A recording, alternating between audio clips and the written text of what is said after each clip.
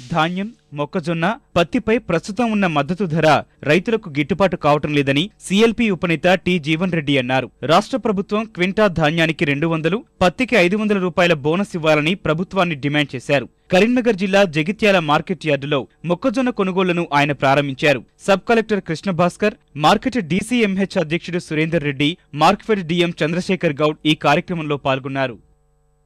ప్రకటించినటువంటి ఒక కనీస మద్దతు ధర గిట్టుబాటు కావటం లేదు.